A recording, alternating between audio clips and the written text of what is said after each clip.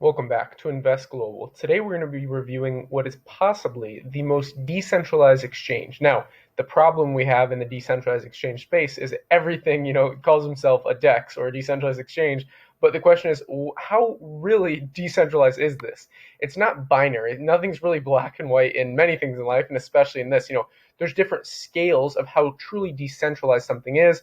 Typically, you can gauge these things by the amount of nodes in the network, the wallets in the network, looking at things like network effects with Metcalfe's law, and just overall, what is the hash rate of an individual blockchain. For example, with Bitcoin, has obviously the highest hash rate, essentially the most computing power.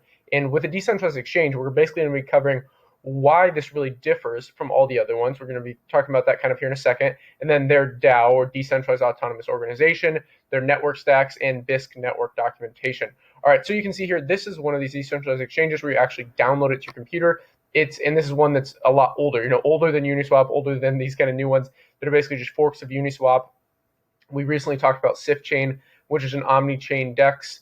And these are all, like I said, very, very new Web3 decentralized exchanges, where this is, I would almost put this more in like the ledger category or the Trezor category. It's a bit confusing because, yes, those are like hardware wallets, but in this case, it's kind of using the same functionality as Ledger and Trezor, by being truly decentralized in the manner that you're essentially taking these transactions off the internet where there's like counterparty risk.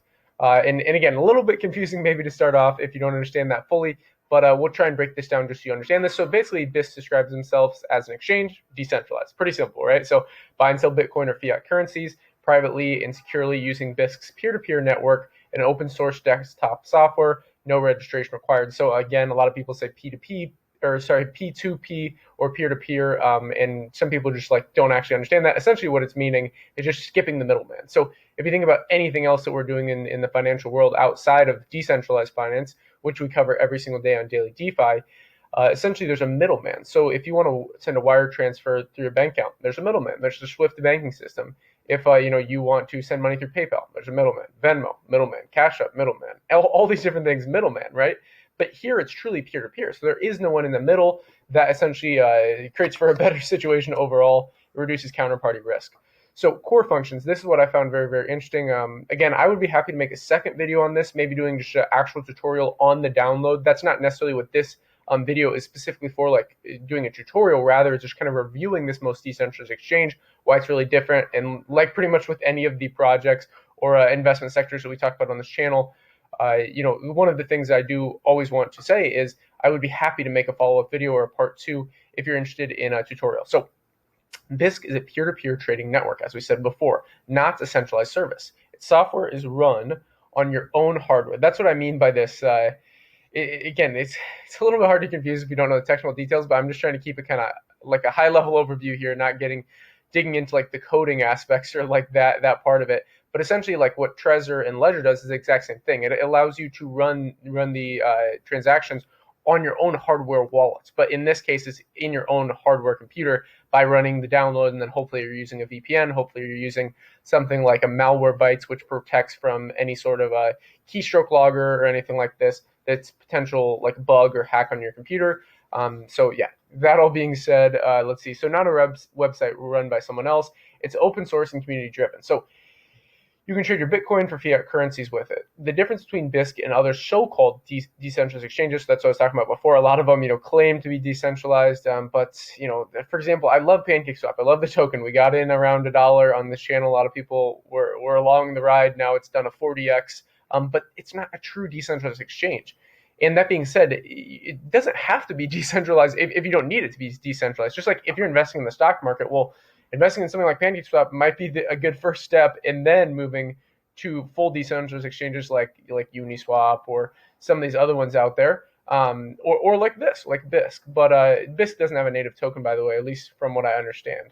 I'm 99% sure they don't have one. Maybe it's like a tiny token that they don't market at all. Who knows though? And be very careful. Make sure it's the official Bisq token if you do see one. Yeah, be very, very careful with that.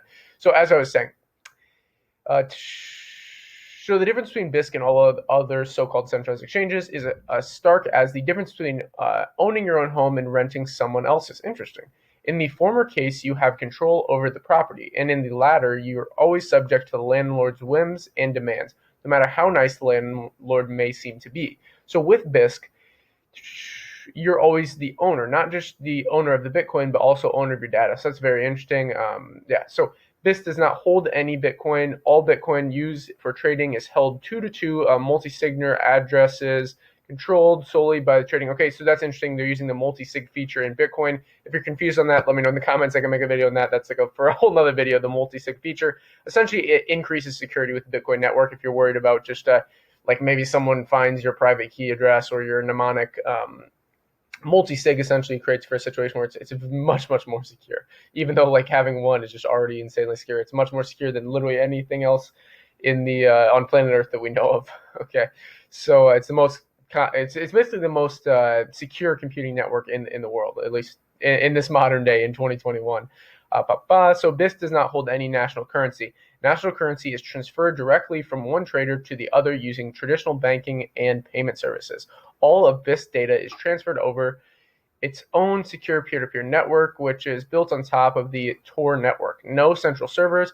This means that there are no data honeypots, rendering the large-scale hacks of customer information database impossible. Bisq does not know anything about traders who use networks. That's incredible. They don't require KYC. That's one of my favorite things. Obviously, it's the same thing with Uniswap. But again, their kind of point here, the main point they're making against like things like Uniswap or things like PancakeSwap or Sushi or really whichever decentralized exchange we talked about. I recently made a video on the top 3 alternatives to a Uniswap, and the only reason I didn't include this one is because I think this is, again, it's like almost like another category with Uniswap or Injective Protocol or Radium or Mirror Protocol. All these different decentralized exchanges on different blockchain networks. It's all ones that we're using a website, where this is actually its own individual application on your computer. So again, kind of in that category, like I'm saying with Ledger. So let me see here. This does not require registration. This means that privacy is protected, and it also means that there's no waiting period if you have an account approved for trading. So that's awesome. That's incredible. So Bisq is code, not a company. That again, awesome to see their DAO. We're actually going to move into that now. So I hope you kind of understand that. Again, let me know in the comments if you have any questions around this project. It's been around for a while. It's always. I personally do think it is probably the most decentralized exchange out there. There are pros and cons, I guess, for having a download if you don't have the proper risk management strategies, if you don't know how to properly secure your computer, if you don't understand things like Malwarebytes or VPNs. I made a video on top 3 VPNs, and I'll probably be making a video on security for crypto. I've done this in the past, but Malwarebytes is also great for this. So the Bisq Decentralized Autonomous Organization, decentralized funding and governance to make Bisq self-sustaining and censorship resistant. Let's look at this. Okay, so why? Revenue distributed and decision-making cannot be decentralized with traditional organized structure. They require legal entities, jurisdictions, bank accounts, and more, all of which are central points of failure. The Bisq DAO replaces such legacy infrastructure with cryptographic infrastructure to handle project decision and making, revenue distribution without such central points of failure. So that's always good to see. I talk about this a lot, is kind of having the belt and suspenders approach to things, using Six Sigma, making sure there's no single point of failure, and having a kind of multiple redundancies, if you will. And that's why I think a DAO is incredible, because you're not relying on one person. And that's kind of the whole point of this space. I mean, look at Bitcoin in and of itself. That's why Satoshi was anonymous, is because if it was one person that just came out and was like, if Jeff Bezos owned the Bitcoin network, people would be like, look at all these flaws. But when you have an anonymous founder, it kind of creates for an interesting situation where it's technically like a DAO, right? So it's pretty decentralized. I mean, it's literally the most decentralized out of the cryptocurrencies, just based on the hash rate and overall kind of network effects. So this is kind of the last part here, and then we'll move into the network statistics. So what really is this DAO? So through the BSQ token, okay, so they do have this token. That's what I was a bit confused on. So the colored Bitcoin, okay, interesting. The Bisq DAO enables value transfer from traders to contributors without centrally held bank accounts or wallets. Now, okay, let me just take a step back. I don't think this token is something that you'd normally think of. That's for a caveat. Let me know in the comments if you understand it exactly. I have not personally used the Bisq token. I have used their exchange, but I don't recall having to use. Maybe I did. Honestly, it was a while ago. It's kind of when I was first getting into crypto. But this one has kind of been pushed, I guess, maybe in the back burner of some people's kind of thoughts as far as investing in the space, with all these kind of rise in the new, the new Web3 decentralized exchanges. So this enables trading fees to be distributed to project contributors without any banks, corporations, or other legal entities, keeping Bisq stateless and sovereign. All right, so moving on to network stats. All right, so this is the market page. Let's see what's been going on. Oh, they've actually had fairly nice volume. I mean, you see this is like daily volume of over 100 BTC typically. Standard, it's dropped below. Yeah, so when it first started, it was back here in what, 16? I think I used it somewhere in here, like somewhere around September there. Anyways, yeah, so 64. It's it hasn't been popping off too much. You know, this was obviously that kind of nice rise there. Let me see here, because you have to understand, most people don't use decentralized exchanges. Most people use something like Coinbase or Gemini or Kraken, where it's like these are centralized, guys. Like you have to take that into account. And when the bull run really peaks, you know, if you have this plan that, oh, I'm just going to sell at the top and make all this money, first of all, you probably got some things wrong there. You probably need to rethink that strategy and think a little bit more steps deep. But the other thing you have to take in mind is, well, what's going to happen when you can't sell it because you're just used to using centralized exchanges? You know how to use DEXs. You don't know how to use the best DEXs, the most decentralized exchanges out there, and you're only using currently centralized exchanges. Well, in a bull run, especially this bull run, most likely these things will crash. It's happened previously, and it wasn't even the peak of this bull run. It happened in 2020. It happened earlier in 2021, where Coinbase is down, or Binance is down, or Gemini's down. Well, what's going to happen when your coin moons and then it dumps 80%? How are you going to be feeling? That's why you need a decentralized exchange. That's why, you know, obviously it's not financial advice, but I would recommend at least looking into Bisq, looking into this as an option to use. I would recommend just practice using it, even if it's just like for a small transaction, so you know how to do it and you kind of have this like pipeline to, okay, if you need to escape centralized exchange market, then you can hop onto Bisq, hop onto something like Uniswap or, you know, Radium or Mirror Protocol or something like this.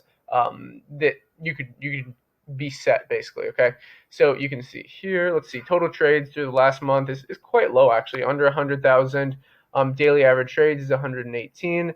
But you know, it's also good to see that the network is not super congested. So that's kind of one of those things where, like, if we keep this hush hush, maybe I shouldn't have made a video about it, but keep this between me and you if you've made it this far in the video. Maybe don't. This will be the only video I make on it. I'll probably do like a tutorial at some point if it's of interest. But yeah, so you can see I like how they have these different things for sentimental analysis. So like GitHub contributors, Twitter followers, Keybase users, different things like that. So that's pretty much it as far as that goes. We can look at the network documentation. Maybe again, this is for another video, but you know, it does get a little complicated here. Let's see, what can we talk about here? If we see something of interest, yeah, maybe actually I'll save this for another video. So I was going to dig into the docs, but you see there's a lot of things going on here. If you see any of these that are interesting to you, so like if you're interested in fees, payment networks, altcoins, about the decentralized autonomous organization, if you want to see things about maybe like the wallet info or again like a tutorial on this, I'd be happy to make it. Yeah, so that's pretty much all for this video. Again, if you enjoyed it, definitely, you know what to do. Hit the like button, share the video. If you know someone that is only using centralized exchanges, send it to them, make sure they know what's up, and then also subscribe to the channel, hit the notification bell to stay up to date with the videos. As always, invest global, and until next time.